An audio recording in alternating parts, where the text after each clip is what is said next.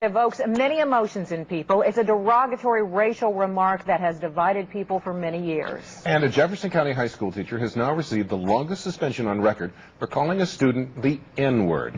WHAS 11's defender Renee Murphy investigates what happened and why in this story you'll only see on 11. Valley Traditional High School is in the middle of a racial controversy right now. A teacher used the N-word towards a student. The word is only 6 letters long, but the impact is far-reaching.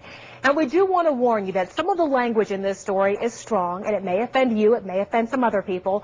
But since the story is not just about the N-word, it's also about the teacher's intent and definition of the word, we have decided to leave it in the story for you to decide. And what did he say specifically to you? Sit down, nigga.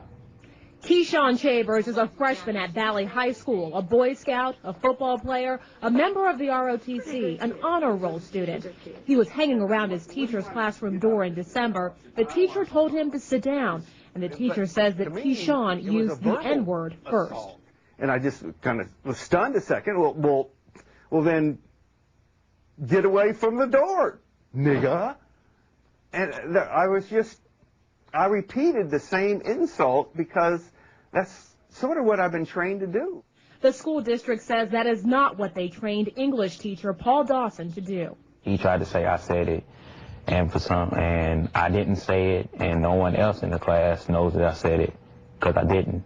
Documents from the school investigation show that several of the students interviewed from Valley did not hear Keyshawn say the N-word first.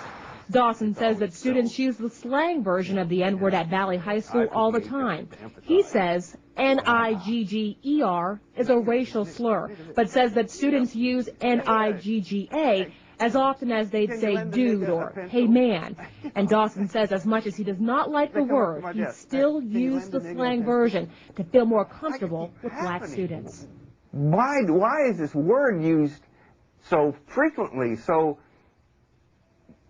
I just don't understand it, and I'm trying to understand it. I need help. Yes, I use nigga. I've used it. I admit it. I put the H on it to emphasize it's nigga. That, nigga this, nigga please, nigga. Can you lend a nigga a pencil? What kind of example are you setting for your students if you use a word that you don't want them to use? Upon reflection, that's not good. Dawson was suspended for 10 days without pay from January 9th to January 23rd, and he has to go to diversity training. He says that he's learned from this experience and hopes that others think twice before using the N-word. I will never say any form of nigga. I'm cured of that. Paul Dawson says that he is sorry for the way things were handled, but Keyshawn says that he is not looking for any apologies. Apologizing is going to change the fact that it happened and he's not been punished. And punishment in your mind is? Not having his job anymore.